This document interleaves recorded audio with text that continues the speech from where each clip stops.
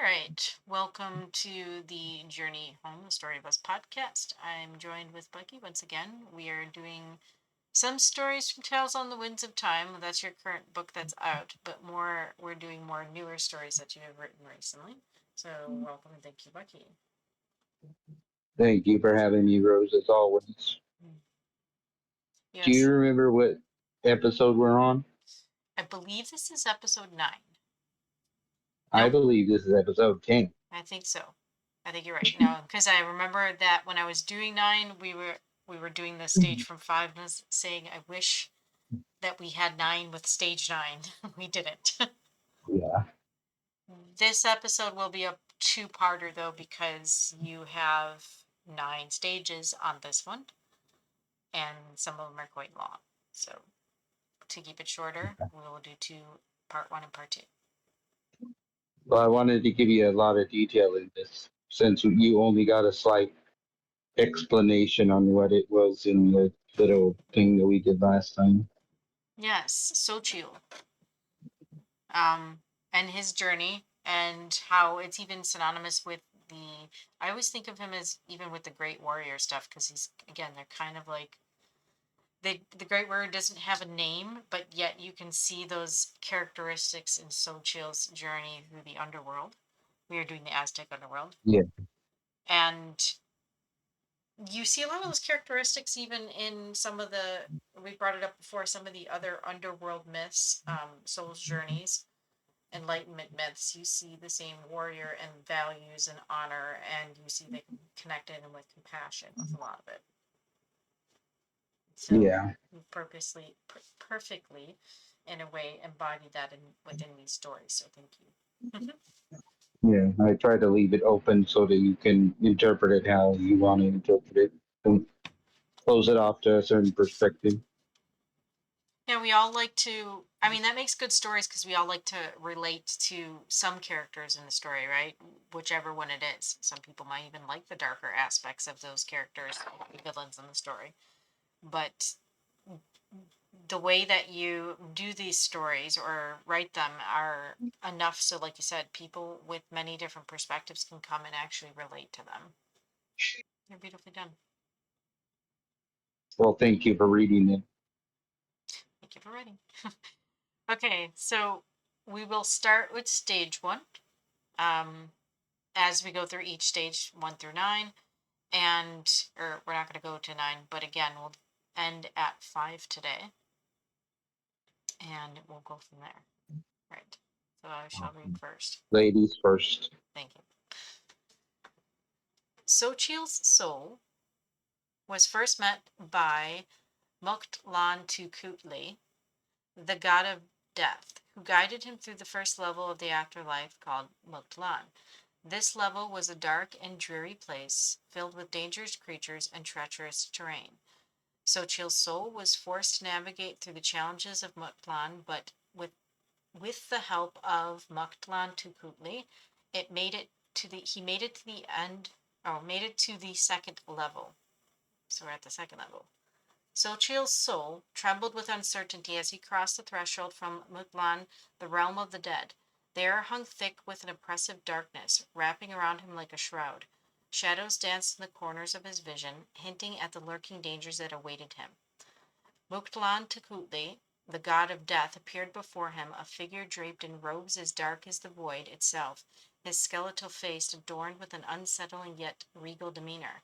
Fear not, Xochitl, Mictlan Mictlantecuhtli spoke, his voice echoing like the whispers of the departed. I shall guide you through this perilous journey, for all souls must traverse the trials of Mictlan to find their place in the afterlife.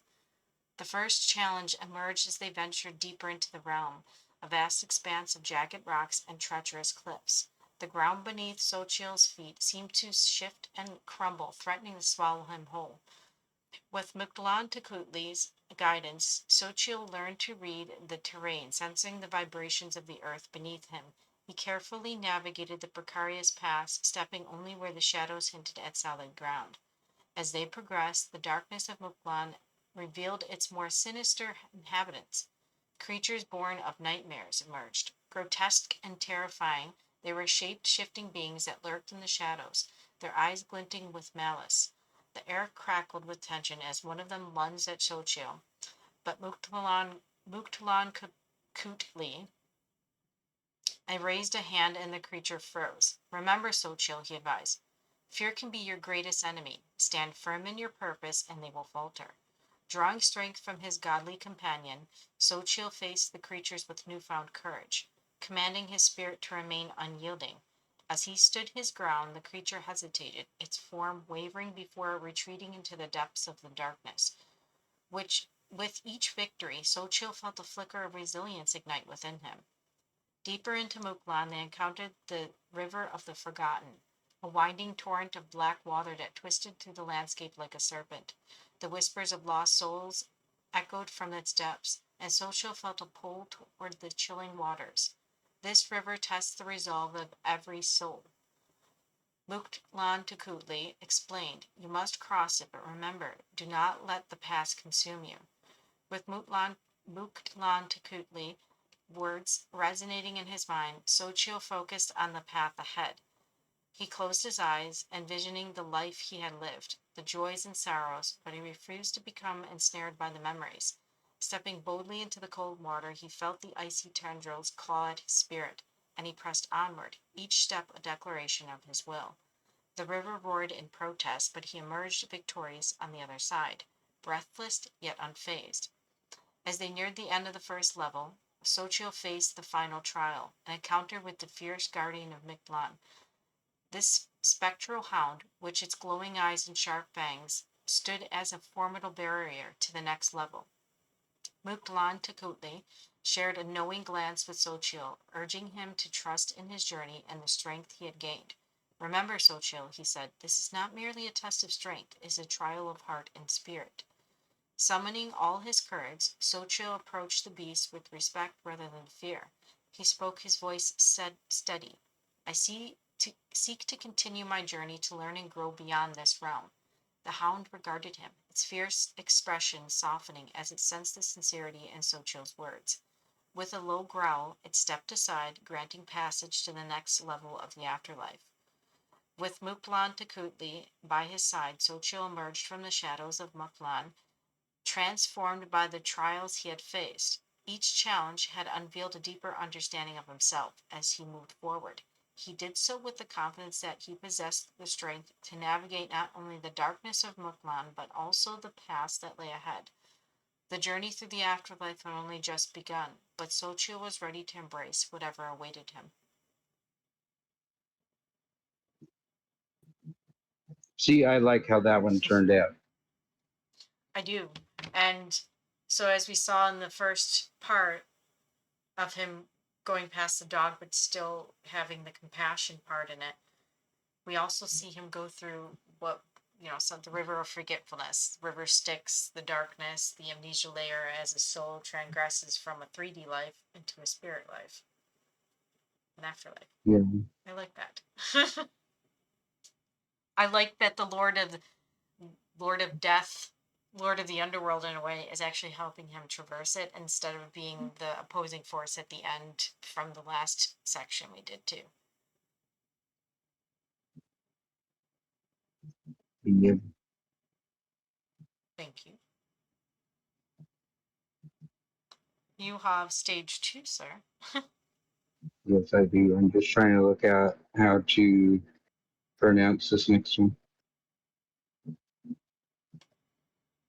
I do have to say, saying that Mictlantechuhtli, that was a very long word, and I paused each time, but it got in there. Toloka? Okay, Toloka. Taloka. Toloka is the next big. Yeah. Well, my word is not as long as your word, so mine's only 2 syllables. But I had to make sure that I had the gist of. Yeah. All right. Okay. Stage 2. The second level was called Xochitl. Xochitl. The god, the realm of the god Xochitl. Xochitl. who controlled the rain and the fertility of the land. This level was filled with lush greenery, rolling hills, and clear streams. Xochitl's soul was overjoyed to be in such a beautiful place, but he knew his journey was far from over. As Xochitl stepped into Tocotlan, he was immediately enveloped by the vibrant hues of emerald green that stretched endlessly before him. The air was thick with the sweet scents of blooming flowers, their colors ranging from bright, brilliant yellows to deep purples, creating a kaleidoscope of beauty that danced with the gentle breeze. Each step he took on the soft, mossy ground felt like a step deeper into a dream, where the burdens of the world he had left behind seemed to dissolve into the fragrant air. The rolling hills uh, undulated like a deep sea, inviting Xochitl to explore their gentle slopes. He climbed higher, feeling the cool, refreshing mist of the nearby streams as they tumbled over smooth stones, their laughter echoing through the valley. The sound was a melodic symphony, harmonizing with the rustling of leaves and the distant calls of exotic birds that bleated through the canopy overhead. As he wandered, Xochitl encountered vibrant patches of wild flowers, their petals glistening with droplets of dew, each drop reflecting the light like tiny jewels. He paused to admire a cluster of colorful butterflies that danced around him, their delicate wings shimmering in the sunlight. In Tolucan, life was abundant and joyous, a testament to the god Cholok's blessing on this sacred realm. Yet amid the beauty, Xochitl felt a gentle tug in his heart, a reminder that his journey was not merely one of pleasure, but of purpose. He sought the wisdom of Tolok, the deity who held the secrets of rain and fertility. According to legend, the god resided at the heart of Tulukan, where the most majestic waterfall cascaded down from a cliff, creating a misty veil that shrouded the entrance to his sacred sanctuary. Resolute, Xochitl made his way across the sound of the rushing water, each step filling him with anticipation. The lush landscape around him seemed to encourage his quest, with the streams guiding him like ancient pathways of knowledge. As he approached the waterfall, he could feel the power of the water, a force that nourished the earth and all its inhabitants. It was here that he hoped to find the answers he sought and perhaps the strength to continue his journey beyond the paradise of Tolakan. With every moment spent in this enchanting realms, Xochitl's spirit soared, yet he understood that to honor the beauty of Tolakan, he must embrace the challenges that lay ahead. The lush greenery, rolling hills, and clear streams were not just a destination, but a vital part of his journey, a journey toward understanding growth and the fulfillment of his destiny.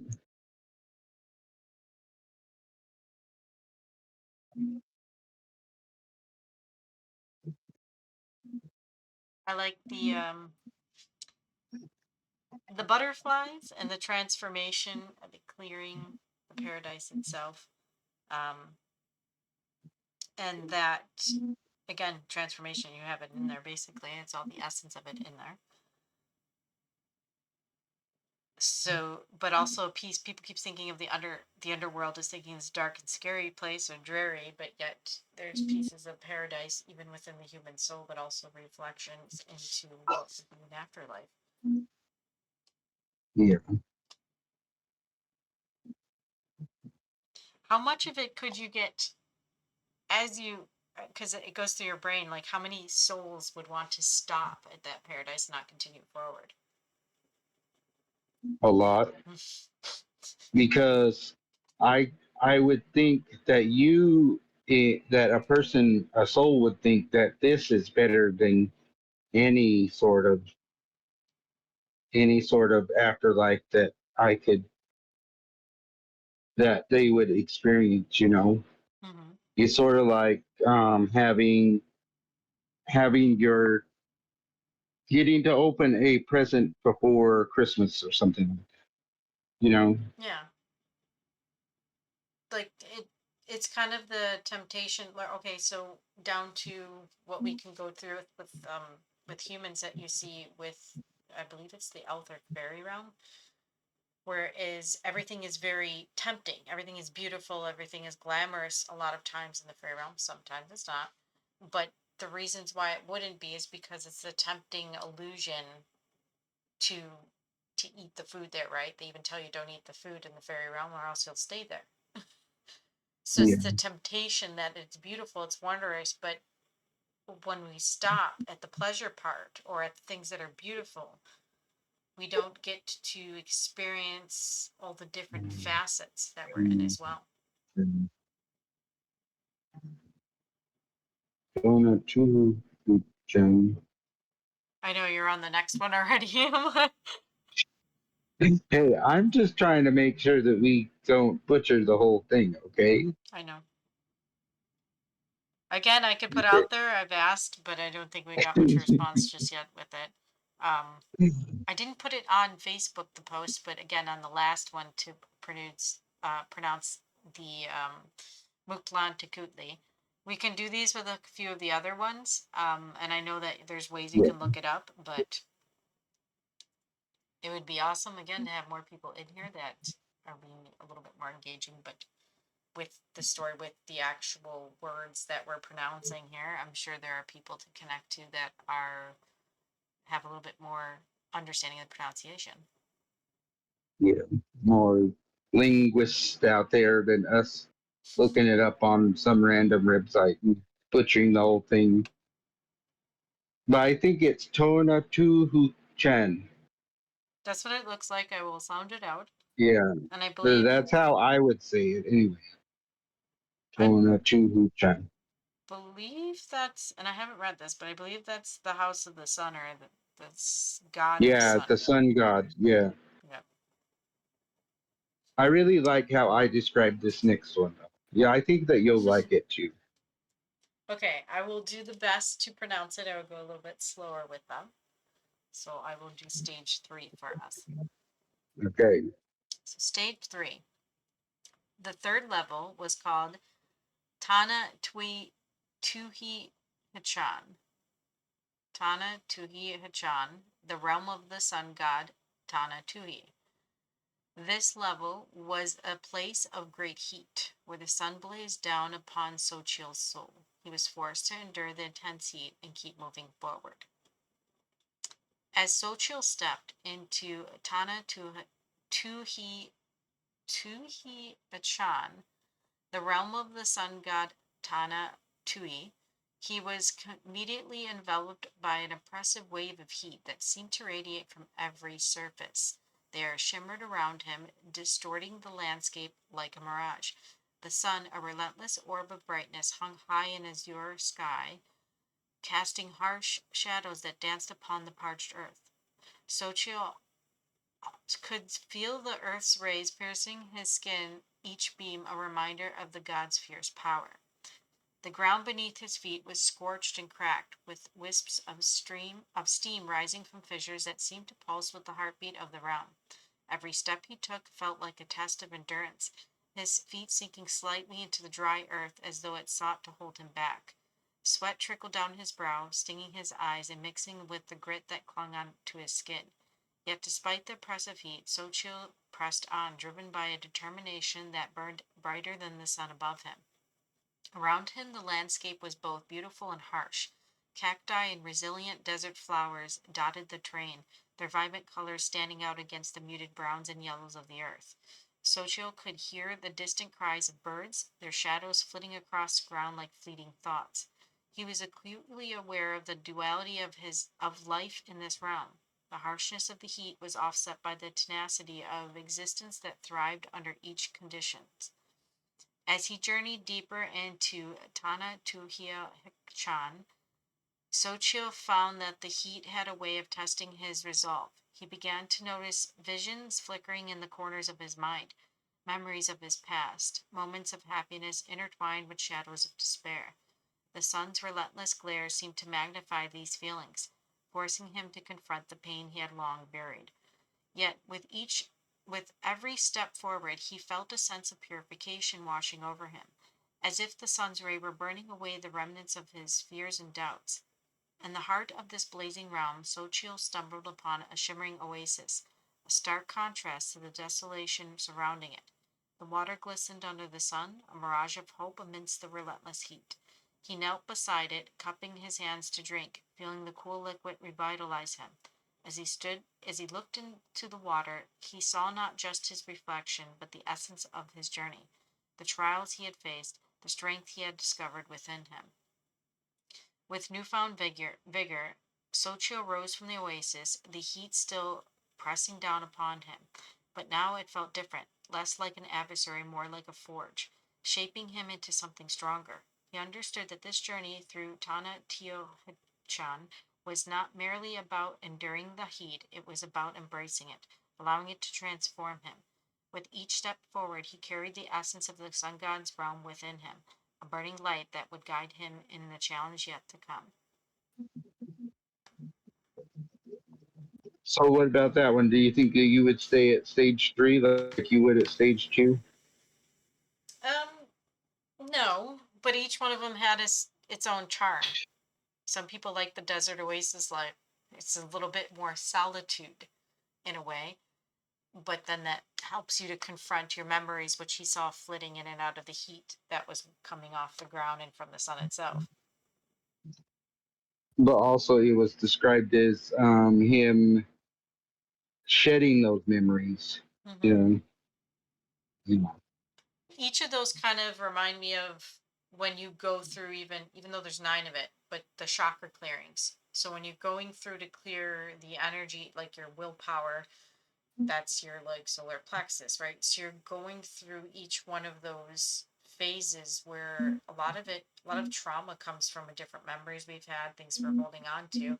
So the more that we shed, the more that we become lighter, the more that your soul can actually expand and integrate, become one with source in a way. So as I'm reading them, I can actually see them kind of each level go with a certain chakra or a certain emotion that a lot of people going through their lived life actually experience. yeah. Jolok,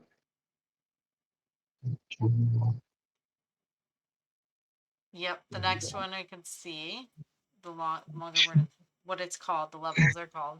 We're keeping yeah. as close as we can to source material. We're doing our best to not butcher some of the words right now. But at least we went through the thing of actually spelling the actual name out. You know how in the movies and all that, they could be talking about something completely different and be like, well, this is where I got the source from. And then you're like, oh, well, that's not even close to how you would think you would spell it. Right, they shortened it to make Cholakazine. yeah. Cholakazine. And yes, I did research like two or three places to make sure that I got the spelling right. And if there was a god associated with that realm, that I got that right. So I did more research than probably they do in Hollywood to Yes. make sure that everything is accurate, as accurate as I can get it. A lot, cause All right, you have stage 4. okay. The fourth devil was called Talakazim, a realm of those who died in battle. Socha's soul was met by the spirits of great warriors who had died in battle and they welcomed him to their realm. Socha's journey to Tolakazim was both awe-inspiring and humbling. As he stepped into this ethereal realm, the air shimmered with an otherworldly glow, and the sounds of distant battle cries echoed softly in the background. The landscape was a vast expanse of rolling hills and majestic mountains, each peak crowned with the spirits of valiant warriors who had once fought bravely on the battlefield. As he moved deeper into Tolakazine, Xochitl felt a surge of energy, a connection to the fierce souls that surrounded him. The souls adorned in magnificent armor that glinted in the light greeted him with open arms, their faces a blend of pride and sorrow. Each spirit had a story etched into their very being, tales of valor and sacrifice that resonated in the air. Among the warriors, Xochitl encountered a legendary general known as Kutima, Kutima, whose bravery in the face of overwhelming odds was the stuff of legends. Kutimak shared tales of his final stand, igniting a fire in Xochitl's heart. The general's spirit reminded him that valor and courage transcended the boundaries of life and death. Next, he met a fierce female warrior, the spirit of a woman named Iztek, Iztek, who had fought valiantly to protect her homeland. Her spirit radiated strength, and she imparted wisdom about the importance of fighting not only for glory, but for love and justice. Iztek's laughter echoed through the valley, a reminder that joy could coexist with the weight of battle. As he wandered further, Xochitl came across the spirit of an elder warrior, a wise sage named Mixcotl, with a long flowing beard and a gaze that seemed to pierce through the veil of time. Mixcotl spoke of the balance between life and death. He taught Xochitl that every battle fought is not just a struggle, but a part of a greater cycle, one that honors the spirits of the fallen. Throughout his journey, Xochitl was enveloped in a tapestry of stories woven by the spirits he encountered. Each meeting deepened his understanding of bravery, sacrifice, and the unbreakable bond shared among warriors. Toloxogen was not merely a realm of the fallen, it was a sanctuary of honor and remembrance, where the spirits celebrated their legacy and welcomed new souls like Xochitl's into their fold. As Xochitl prepared to continue his journey, he felt a profound sense of purpose. The lessons learned from great warriors would guide him, reminding him that valor lies not in the absence of fear, but in the courage to face it. With the blessings of the spirits, he stepped forward, ready to embrace whatever lay ahead.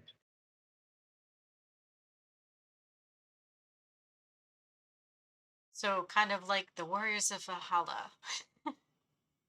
Yeah, That one's, and I like the part with the older gentleman who had the wisdom who can pierce through the veil, because even that type of bravery is not for the faint of heart. Some people are afraid to look at things, are they not? yeah. Some people are even afraid to look within themselves. Yep. They don't want to look at the Yeah, things that they could have done or did, because then they do self judgment, which we've seen kind of condemns a lot and keeps a person in a loop. yeah, So we go through, you go through the heart. I've seen that in the first part. We've gone through the willpower. You've seen that in the second and third part as well. And then in the fourth, we go through more of the mind. What's the conscious? What's the, or almost the bravery of the heart? Still, even your voice, right? The throat chakra. So you're still experiencing the culmination of each one on as you add to it.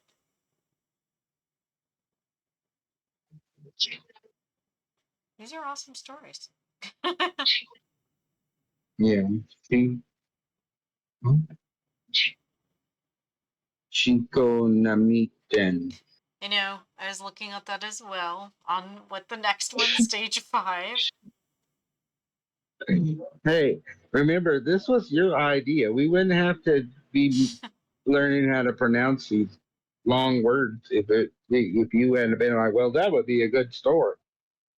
It would be a good story, but again, even the It long is. words, it's a great story so far. The long words have meaning though. And actually, Yeah. I would love to, after, go through each word meaning and see how again they fan out into other stories that we hear in other cultures and other beliefs, because other myths, even a lot of them have the same attributes, sometimes even have a similar name, and seemingly not connected by anything else other than a quantum connecting or a spirit connection. In a physical way they're not connected, but in the mind way and a collective consciousness they are. So it's awesome to see that connection point of where people are observing stuff.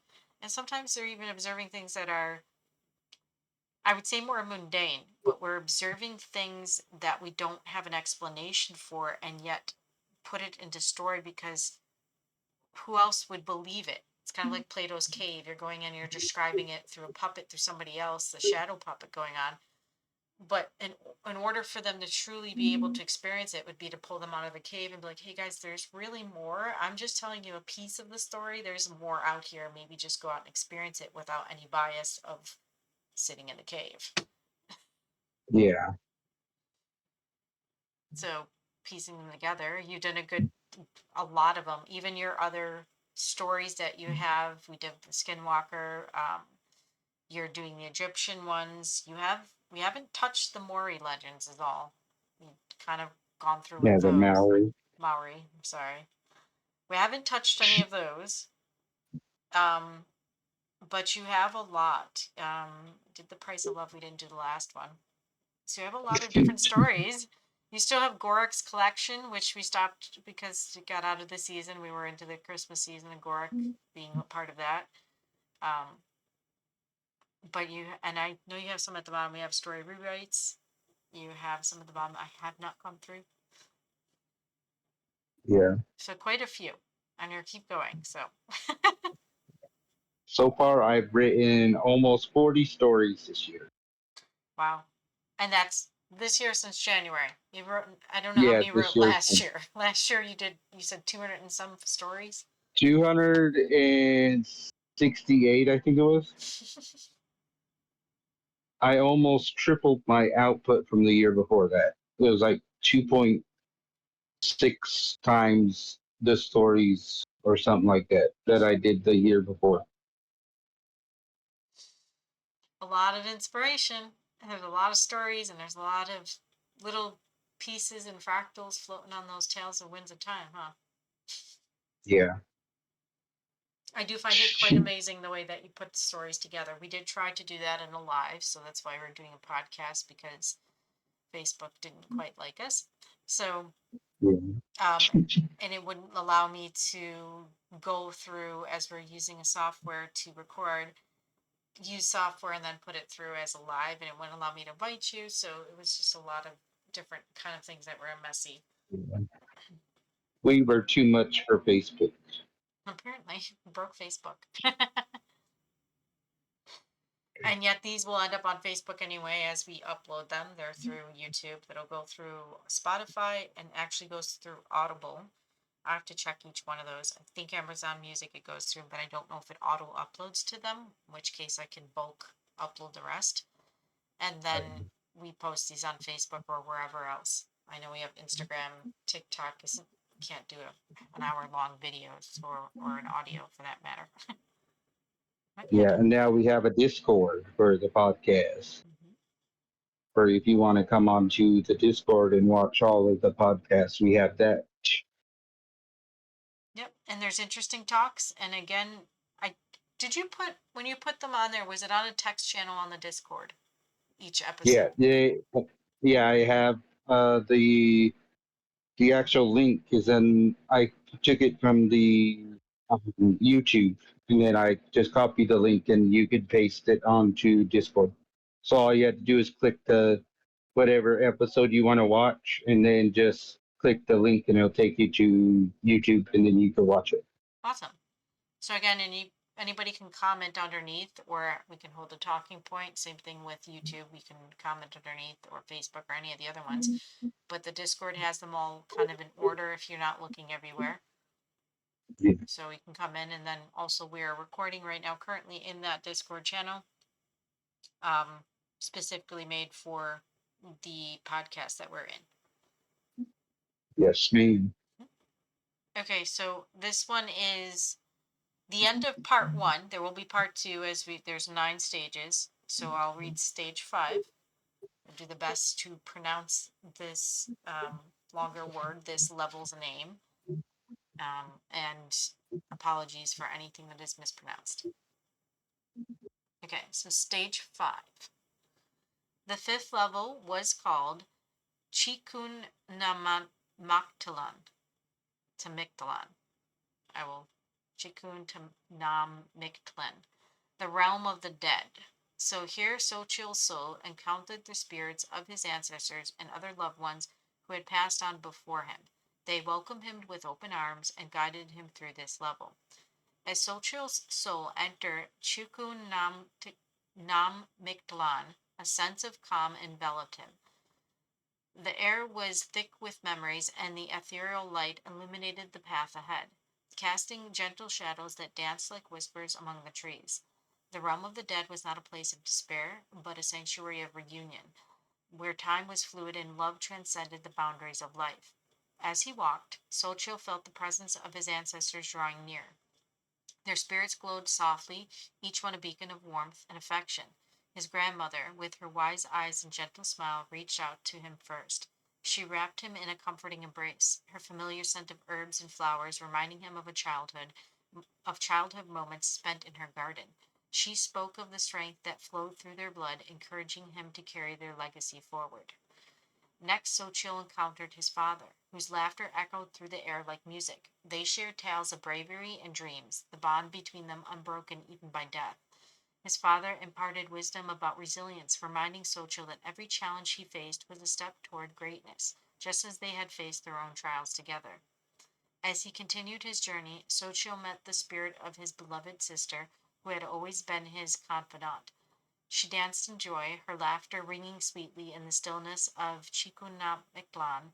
Together, they recalled memories of shared secrets and childhood adventures, filling the space with an energy that made Xochitl feel alive, even in this realm of the deceased. In this sacred place, Xochitl was surrounded by the spirits of friends who had passed, each sharing their stories and experiences. They reminded him of the importance of connection and the bonds that tie souls together, even across the veil of life and death. He felt their encouragement, a reminder that he was never truly alone as their love surrounded him like an eternal embrace. With each step, guided by the spirits of his ancestors and loved ones, Xochitl felt a profound sense of belonging. Chikunamiklan was a realm of healing and understanding where the past intertwined with the present and the lessons of those who came before him became the foundation for his future. Here he understood that death was not an end but a transformation, a continuation of the journey that unites all souls in an eternal dance of love and memory.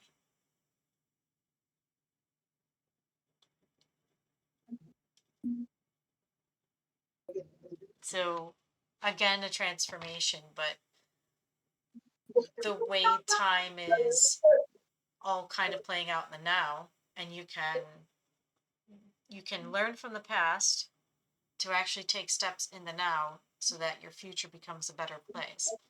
And Yeah.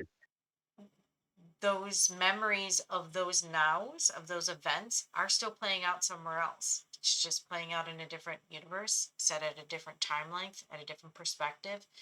And people can access them to actually learn and heal through. I do like that. Yeah. But that would make me kind of sad being in this one. Well, yeah. I mean, that and thinking that you're not actually staying there. Yeah. However, how much of the piece of your soul will be there for somebody else who's going to walk that path behind you? You may be the other Yeah. person embracing them there, at least a piece of you. So, in a way, you are there. You're always there. All these things are already inside of us. But it would be sad to, again, you're reliving things that you miss from other people. Yeah.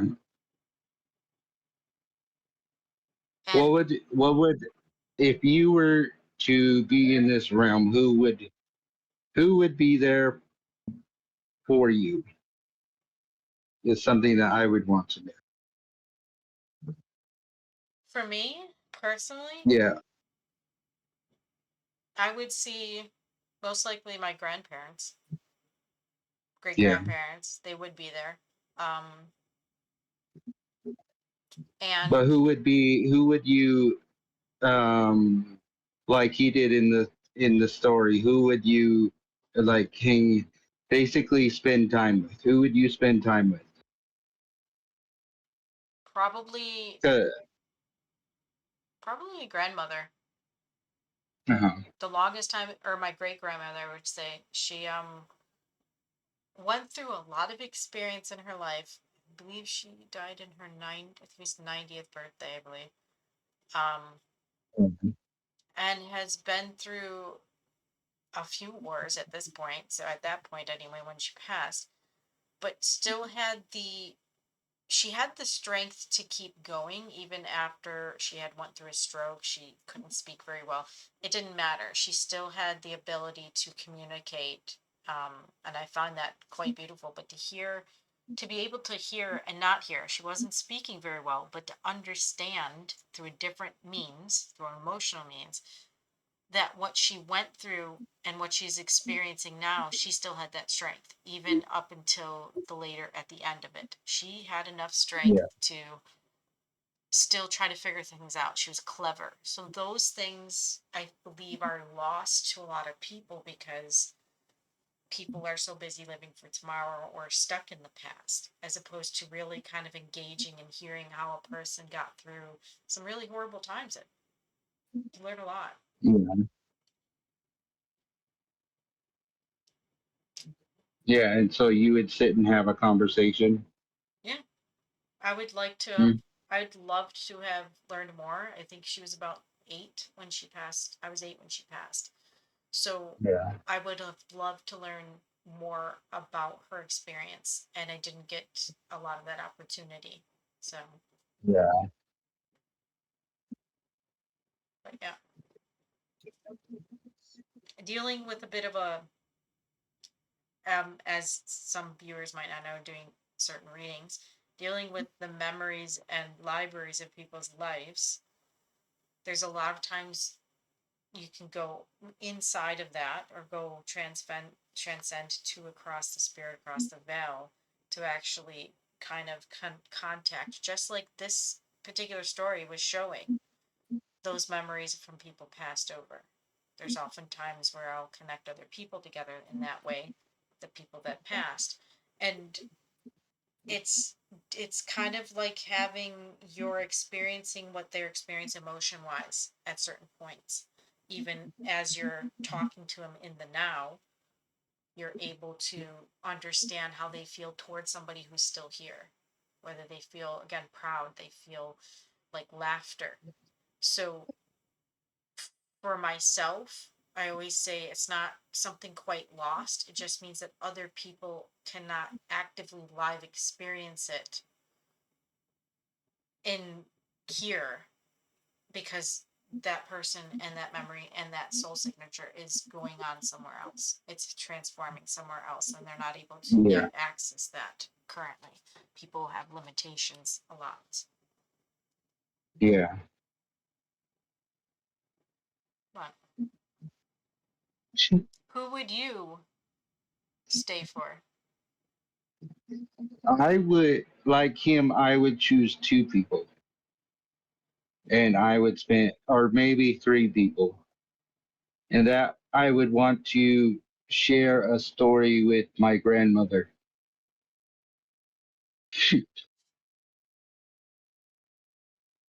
That would, or or I would want to have a conversation with my brother, either Jessen or Chuck. I would want to have one conversation with them. so if we, okay, and then for me, my curiosity goes, if, how long do you have to talk with them? Is it something that this is being, these stages are going by fast, you only have a certain amount of time? Because They didn't really dive into that. Yeah. I think that it's however long you feel like you need to stay there, you know? Mhm. Like there's no from what I gathered on it anyway, or I would have put like, oh well, he had to rush through it, and then he has to get it done in this time, or because in the 5 stages one, remember he had to go through that field of thorns, and there's no way that you're going to get through that in a set thing of time, a set standard of time, I unless mean, you want to get torn to threads and not really learn patience and all that he learned in that one. right. And that could have been a possibility. Like, and then who would want to Yeah, stay in thorns other than maybe they couldn't learn to control fear or be impatient, so they couldn't learn patience, in which case they would learn pretty fast there. yeah, But again, even coming into the afterlife, he's so we asked about time, like how long time, but you're in an afterlife. So I would think that in each stage, a person's staying, like you said, how do you experience more even as a soul if you're always experiencing what everybody's kind of still in that stage, right? Everybody's always in yeah, paradise. How do you experience something else? How do you experience the desert, the absence of rain from that paradise to the next one, right? If you stay in one space. yeah, So even though we love to sit and talk with our, our deceased ones, our loved ones, I think the soul has this bit of curiosity kind of in it. Like, what's more, right? What else is yeah, there? Is there more growth? And then if you're afforded that in an afterlife that you can't die, you've already died, then why not explore these things? Why not stay for a little while, come back, continue not traverse back into those stages? yeah, So kind of like healing, we've said that is a cha-cha dance. It's not exactly linear. Oh, we did it. We don't have to go back and do it again. The lesson you might have learned, but the healing part from those lessons might take a while to go through. yeah, So it's kind of a back and forth. I almost would want to see a soul try to go backwards to go through. Maybe they have, okay, you got one back to this one. Wait, we just went through this paradise one. How are we back at this level again? yeah. That's a little interesting. So thank you for writing 9. These are only the first 5. We will do part 2, which will come out, which will finish the last one, and then we're actually finishing off with you have do you know the name of that story that you want to finish with on? It is um, um, celebration of life. Yeah, a celebration of a life. Which would be like the funeral rites in an indigenous Yeah, way. yeah. Awesome. It's basically taking us back under the great tree, and showing how and telling in a way how Nader would tell the people that how you bury someone shouldn't always be a sad occasion. It should be you celebrating that person, that essence turning here, and what you're going to remember about them, or what you're going to miss about them in a way, but still celebrate the time that you had with it. That's a good way of doing them. I mean, going through many different cultures or like Western culture over here where people put a wake up and there's different reasons for why they even call it that. Yeah, A lot of it is family members coming together to celebrate how they, like you said, almost how they remember that person. So I'd like to see how it's done traditionally and at least through your culture experience, your knowledge of it, how you lived through those events. yeah, All right. So this will be the end of part 1. And as always, thank you, Bucky, for allowing me to read the stories you've written, to listen. They're very awesome. And I will put all the information out again for Tales on the Winds of Time, and still looking forward to the next book, even though we've got some delays. Yeah. Awesome. Thank you.